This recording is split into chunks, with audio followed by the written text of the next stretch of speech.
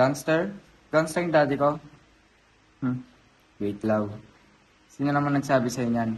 Sabi ni tita ko, Sino bang tita mo? si Athena Dizon, ang great love ng daddy mo. Si Abigail yan, di ba? Siya yung mami mo? Alam mo ba na dahil sa kanya nagkakilala ang daddy mo at ang tita ko? Oo, wala siyang alam. Nasaan siya? Sino? Si Athena. Ako? Yung magandang Athena.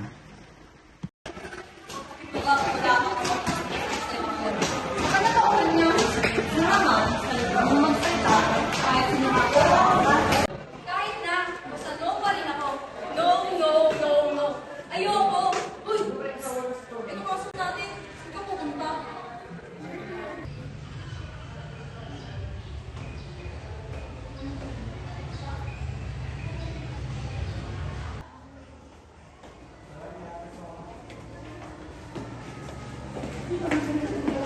Ay, hindi na pala hinihintay. Kawawa naman. Tina! Kailangan mo ito makita! Ano? Punta! Kailangan mo makita! Malinis! Sirahan ka na ba?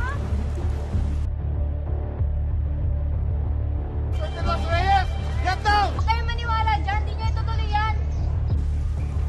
Ayaw mo pa rin! Wag! Boyfriend ko na yung gangster? Paalala mo nga sa akin. Ba't ka pinasok to? Umuo ka kasi gusto mo nang patigilin si Kenji sa pangulit sa'yo. Tsaka, nag-guilty ka na din siguro. Sumakay ka na lang muna. At saka, kapag napagbalikan mo na si Kenji at Athena, ay, Abigail na nga lang, nang hindi ako malito. May masabi ka ding one good deed na nagawa mo pag nagkita ka ni Lord. Sa ngayon, kailangan mo na munang pigilan yung puso mo na may in love kay Kenji. Hindi naman mahirap gawin yun. Athena? Anong nangyari? Marami nang naiingit eh. Kala nila totoong tayo. Halika na nga! O sige, sige. Okay lang na magsungit ka. Alam ko naman dahilan kung ba't ka masungit eh. Hindi ako masungit. Kaya ba lahat ng estudyante sa school takot sa'yo? Tulad mo? Maliban sa akin. Hindi pala Kaya pala kita na pa oo. Hindi kita sinagot dahil takot ako sa'yo. Eh, bakit ka umoo? Kasi ayoko mamatay ka. Kala mo talaga tatalon ako dun, no? Kasi nakita kita doon sa may bilyaran. Nung hinihintay mo si Abby. Tapos inayaan mo lang nabugbugin ka nila. Sabi mo, doon ka lang. Tapos parang handa ka talaga mamatay para sa kanya. Kaya sabi ko, may mga tao pala na ganun magmahal, no? Over! Magpapakamatay talaga? Tanga, diba? Tapos, naisip ko, ganun mo siguro kamahal yung Abby na yun. Sabi ko, sayang to. Yung mga gantong tao, dapat mabuhay pa. Para yung pagmamahal na kaya mong ibigay, mapakita mo pa sa mga tao mahal mo. Swerte kaya niya. Kasi may gagong handa magpakamatay para sa kanya. Kasi may nagmamahal sa kanya. Period. So, kung ikaw yun, babalikan mo ba ako? Oo naman. Pero hindi siya ako. Wala na. Nasabi mo na eh. At least, alam kong may taong tingin sa akin, kamahal-mahal naman ako. Ano bang problema mo? Layan mga girlfriend ko? Hindi ka na kasi dapat nakikipag-away. Hindi mo na dapat kinakausap yung lalaking yun. Ano bang problema mo doon? Eh, kinakausap ko lang naman siya. Ayokong nagsiselos. Pinapasakit mo na naman yung dibdib ko eh.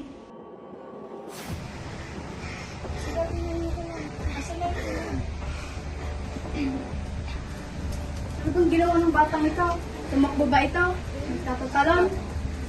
O baka naman nagpunta sa mausok na lugar? Natakot ba to? O natuwa ng masyado? Wala akong sinasabi sa amin eh. Akin na yung kamay mo. Alam mo naman na bawal ang extreme emotion sa batang ito. Hindi ko na alam eh.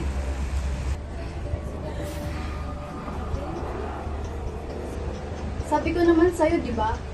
Dito na lang sa bahay. Huwag nang palabasin. Pero yung ginawa nyo. Dilated cardiomyopathy is not a joke, Jerry. Naiintindihan ko naman na gusto niyong hayaang magkaroon ng normal na buhay ang anak mo. Pero ngayon pa lang, tanggapin na natin na hindi pwede ang normal na buhay para kay Athena. The earlier we accept this, the longer she may live.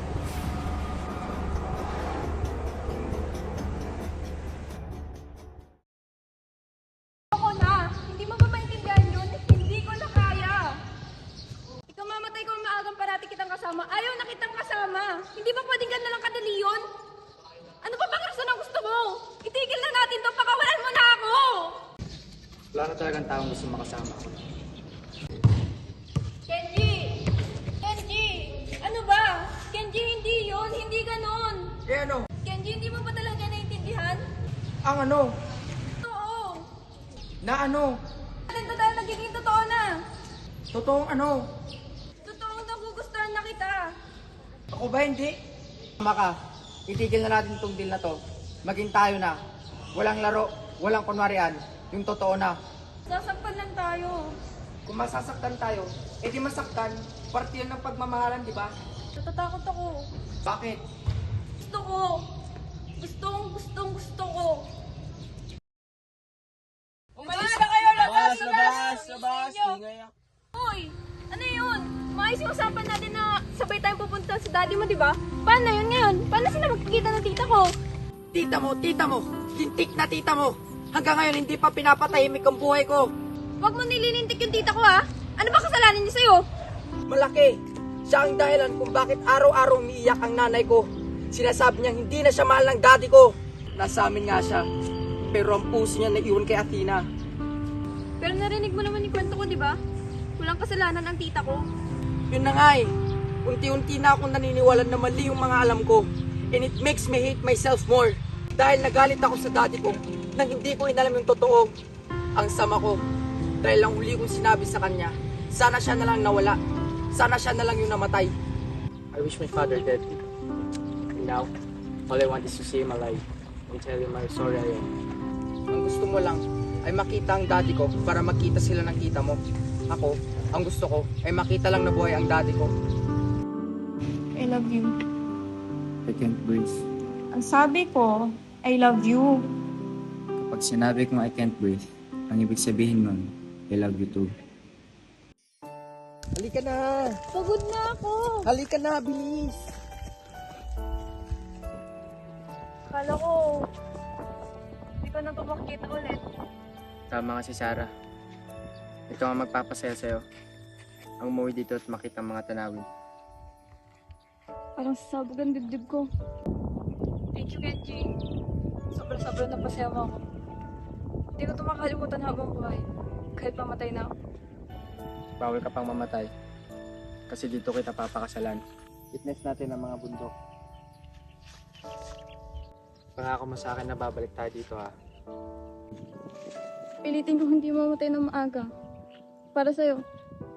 Babalik tayo dito. At then I can praise.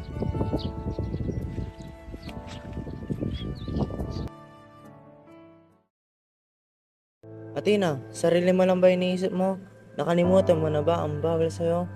Nakalimutan mo na ba na mahina ang puso mo? I'm sorry, Papa. Sorry po. Mahal ka namin anak eh. Ayaw kong mawala ka sa amin. Alam ko, takot po kayo na mawala ako. Takot din po ako. At ang takot ang papatay sa akin. Yung pagmamahal nyo, yun ang pinakamalaking rason kung ba't buhay pa ako ngayon. At ngayon, may isang taong dadagdag sa pagmamahal na yun. May bagong rason kung ba't gusto ko pang lumaban. Promise pa, hindi ko ikamamatay ito.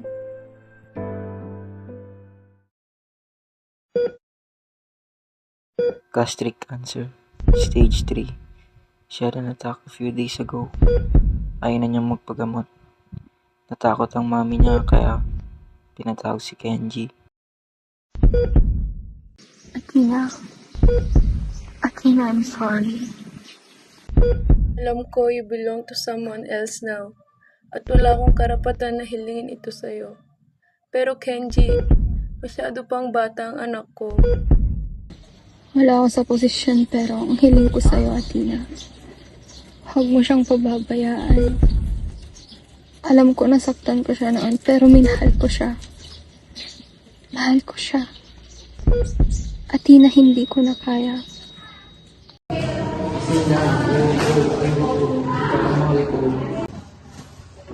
Hihintay ka na niya. Hindi mo na ba ako mahal?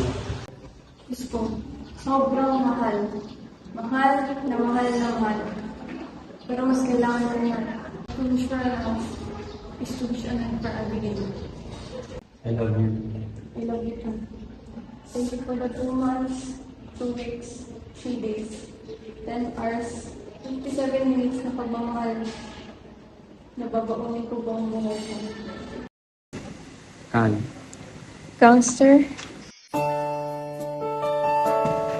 Sa lahat ng pinuntahan ko, lagi nila akong tinatanong, ano nga raw ba ang sikreto kung ba't kinaya ko pang mabuhay ng matagal? Ang sabi ko, maliban sa mga operasyon na dinaanan ko, hindi ako nawalan ng pag-asa na balang araw, makita pa rin kita.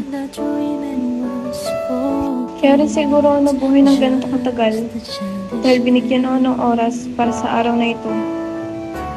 Para masabi ko sa'yo na, Kenji, I'm sorry. Sorry. wala ka dapat hingin ng tawad. Nung nawala ka, you left a big void in my heart. But I lived, and life gave me Kenneth, and it filled everything that hurt when you went away. Too bad. I'm gonna have to leave you once again. I'll be okay, Athena. Thank you for everything. Thank you for the love that gave us this life. Kenji, naantok na ako. Nandito lang ako, Athena.